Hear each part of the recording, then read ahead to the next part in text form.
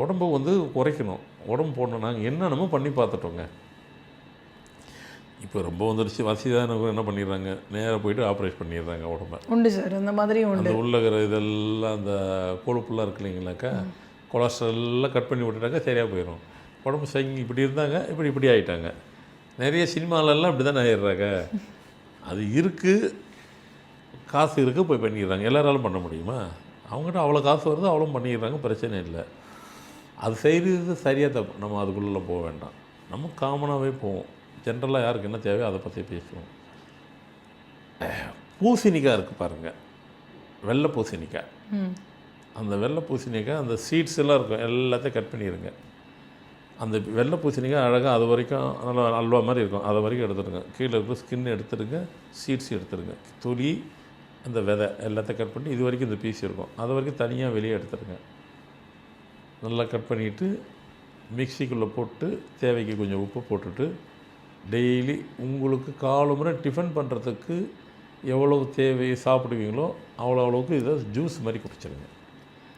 வெள்ளை பூசணிக்காய் ஜூஸ் மாதிரி வெறும் வயிற்றில் தொடர்ந்து குடிங்க. ஒரு கிளாஸோ 2ஓ 4ஓ உங்களுக்கு தேவை, இன்டேக் எவ்வளோ கேட்குதோ அவ்வளோவும் குடிங்க.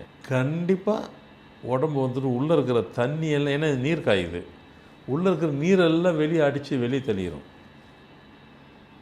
கண்டிப்பாக வெளியே தள்ளி விட்டுரும்.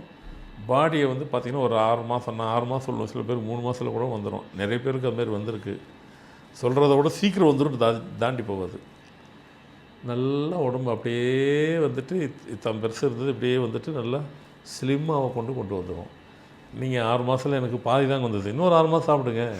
ஏன்னா உங்கள் உடம்பு எவ்வளோ சைஸ்ன்னு எனக்கு தெரியாது. நீங்கள் ஏற்கனவே 105 இருந்துட்டு வந்திருக்கலாம், 105லேருந்து 65 வந்திருக்கிறாங்க.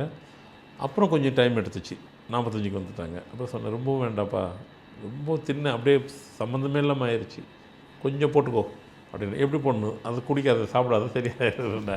அப்புறம் கொஞ்சம் குறைச்சிட்டாரு. அதை நீங்கள் செஞ்சு பாருங்கள், கவலையில். என்ன அதை சாப்பிட்டீங்கன்னா வேறு எதுவும் சாப்பிடக்கூடாது. மெயினாக டீ காஃபி சாப்பிடக்கூடாது. சிம்பிளாக போங்க, ஒன்றும் கவலையே இல்லை. ஏன்னா பூசணிக்காய் சாப்பிட்றத நம்ம பீஸ் போட்டு சாப்பிட்டோம், ஜூஸாக சாப்பிட்றோம், வேறு ஒன்றும் பெரிய விஷயம் இல்லை. பூசணிக்காய் நம்ம சாப்பிட்டது இல்லையா, பூசணிக்காய் சாப்பிடுங்க. ஆனால் வெள்ளை பூசணிக்காய் தான், மஞ்சள் பூசணிக்காய் சாப்பிடாதீங்க. மஞ்சள் பூசணிக்காய் சாப்பிட்டா என்னங்க, வழக்கத்தோடு அதை சாப்பிட்டீங்கன்னா இன்னும் டபுள் மடங்கு ஆயிரும். இதுதான் வித்தியாசம். பூசணிக்காய் கிடைக்கிறத சாப்பிடாதீங்க, வெள்ளை பூசணிக்காவை நான் முதல்ல சொல்லிட்டேன், அதே பிரகாரம் சாப்பிடுங்க.